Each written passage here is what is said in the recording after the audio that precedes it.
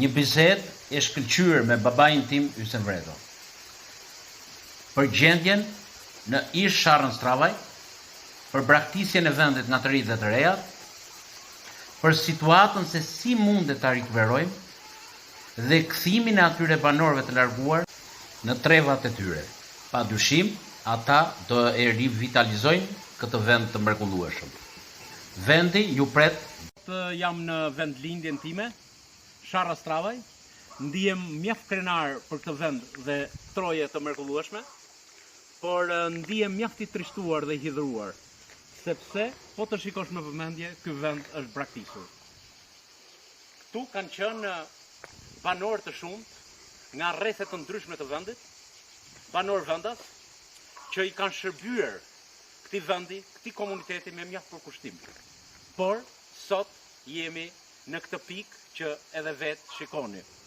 Këtu punonin me 2.000-3.000 veta gjatë verës dhe një pjesë gjatë dimrit. Janë shfrytzuar me mira e mira metër kub druzjarri, trupa, por edhe nga të gjitha asortimentet e tjera që ka kjo zonë. Por e vërteta është se nga miliona dollar që janë përfituar nga kjo zonë dhe e vetmja gjë që i mungon këtyre trevave është rruga. Edhe kjo ka bërë të pamundur jetesën e banorëve këtu, sidomos brezit të ri, të cilët kanë marrë rrugët dhe kanë ikur. Pra, kanë braktisur këto treva. Absolutisht, këto do vinë një ditë që do jetësohen, sepse niprit, stërniprit tanë, por dhe fëmijët tanë do rikthehen një ditë për ta aktivizuar jetën këtu, për ta rigjeneruar këtë vend dhe për t'i dhënë hapësira dhe mundësira turizmit dhe agroturizmit. Por a do jetë ditë e afërt, kjo ngelet për tu parë, por kam bindjen se me këtë qeveri që është sot, por edhe qeveria paraardhëse për këtë vend nuk ka bërë asgjë. Gjithsesi, jemi ne ata që do të ngrem zërin, do të kërkojmë në çdo derë, në çdo institucion, por u kërkoj të gjithë djemve dhe vajzave që janë larguar prej këtush, që janë nëpër vendet e Europës, që janë në Itali, Gjermani, që janë në Angli, që janë në Amerikë, të vinë një ditë, të mblidhemi të gjithë bashkë dhe të vendosim për trevat dhe vendin tonë. Dhe mos e lëm në mëshirë fatën në një grup njerëzish që nuk e kanë mendjen se si ta zhvillojnë zonën, por e kanë mendjen se si të rrjepin pasuritë toksore, pasuritë nëntoksore dhe xhepat e qytetarëve. Edhe njëherë ndihem nostalgjik për vendin tim. Ndihem krenar që vi nga kjo trevë e mrekullueshme, nga kjo trevë ku njerëzit janë mjaft arsimuar, nga kjo trevë ku njerëzit janë të qytetruar, nga kjo trevë ku njerëzit janë të kulturuar dhe absolutisht janë shpërndarë në Shqipëri dhe në gjithë botën, ku kanë dhënë dhe japin jo vetëm me kapacitetin të tyre intelektual, por dhe mundësira të tjera punësimi për të tjerët. Pra, janë bërë të dobishëm për vendet e tjera dhe kanë lënë vendin e tyre. Por jam i bindur që të gjithë do të kthehen këtu. Edhe njëherë të faleminderit shumë. Ike nga shtëpia? Mirë. Çfarë bëhet? Po çka ka pushatis fare vetë? Jo, më mirë. Mirë, prapë. Mirë. Kalojmë kështu. Erdhën kur nostalgji dhe po shikoj dhe po sepse duhet të bëj një rezume dhe normalisht edhe të bizetoj me institucionet, por edhe të bizetoj me djemë dhe vajza që kanë ikur prej këtush që t'i japim një hapësirë, një pritje shile këtij vendi, se siç e shikoj është shkatruar. Jo, njerëzit kanë mundësi t'i bëjnë shumë, por është problemi, domethënë ke rruga, është problemi ke subvencionet, është problemi Sa thumoj? Unë të uroj gjithë mira. Shëndet me të mira. Sot do ju tregoj jo për kulturën, zakonet, dorëtet, traditën e kësaj zone, por se si ka qenë e kompozuar e ndërtuar qendra e banuar dhe si banonin banorët këtu në këtë zonë. Është për të ardhur keq si është ka ta ndisur ky vend. Më rrënqeset trupi kur e shikoj të tillë. Por mrekulli ka qenë po. Këto janë pallate trekatçe që janë ndërtuar rreth viteve 78-80. Por si që e shikoj, nuk është vend dorë këto. Absolutisht. Duhet parë me imësi gjithçka, por on e vet. Tu në këtë vend ka qenë vatra e kulturës, ku ne kur ishim të vegjël, por edhe të rriturit, shikonin filma, koncerte apo gjithçka. Pra, siç kuptohet, tu ka qenë në qendër e banuar. Gjithë kjo zona lart kanë qenë të ndërtuara baraka druri, ku jetonin me qindra njerëz, familjar, kryefamiljar, njerëz që punonin në rrugët, njerëz që punonin në pyje, njerëz që punonin shitsa, furnitor, apo edhe në punë të tjera. Tu pak më tutje ka qenë pucaria, rroba qepësia dhe berberhana. Tu në krahun tim të majt ka qenë dyqani, tash është të shembur, i konfeksioneve, ku tregtoheshin veshmbathje dhe shumë asortiment të tjerë.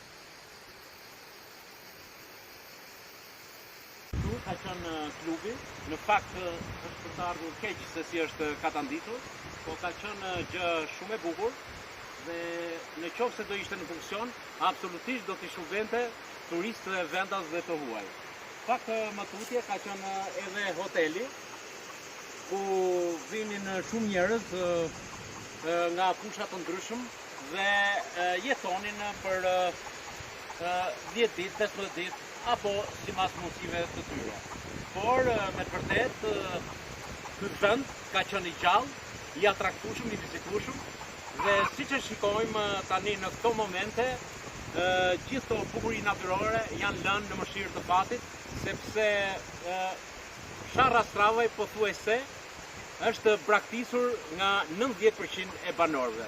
Dhe këtu banojnë rreth 10%, të cilët janë të pamundur për të jetuar apo për të ikur për të punuar në shtetet e tjera. Dhe mundohen me këto pasuri të pafunde që ka ky vend të jetojnë në mënyrat e tyre këtu.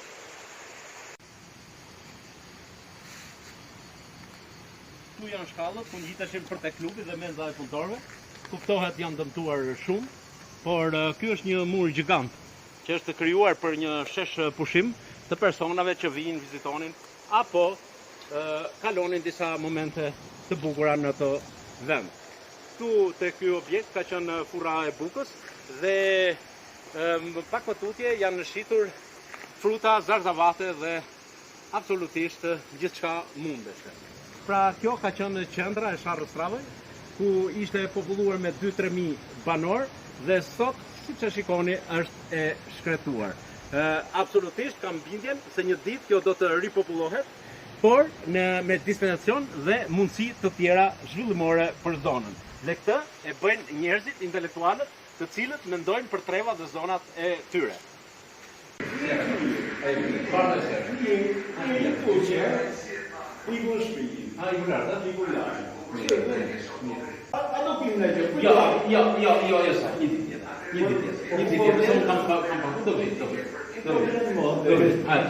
Tregon, do të thënë që janë larguar njerëzit edhe absolutisht edhe personi që e ka lokalin rri për gjithë ditën të futet në person, por absolutisht nuk ka njerëz. Jo se s'duan të vinë, jo se s'duan të konsumojnë, por kanë ikur për të parë një jetë më të mirë. Keqardhja është, po s'kemi ç'bëjmë.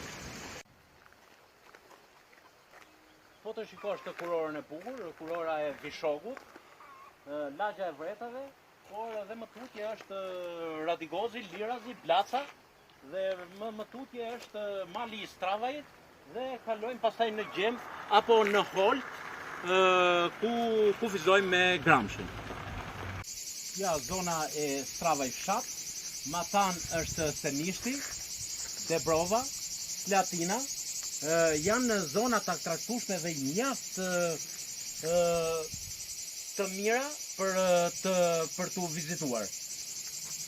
Këtu kemi shkëmbi, kemi shkure, pemë të larta, ka ujë pa fund, dhe Senjishti lidhet me Lirazin, me Gramshin, por majat e malit të nxjerrin në Nenëz dhe në Sopot. Pra, në qoftë se i hapim hapësirat dhe mundësirat me një rrugë të asfaltuar, të paktën deri ke ura Radigozit dhe në krahun tjetër deri në Lëpush, do ishte një mrekulli e vërtet për t'i hapur rrugën investimeve të fushave të ndryshme, sidomos në turizëm.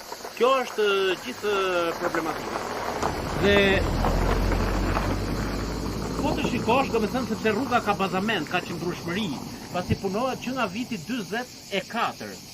Por do thjesht një impenjim të hidhet një shtres tapeti dhe pastaj asfalti. Kjo do të mundsoj ato që unë fola më lart.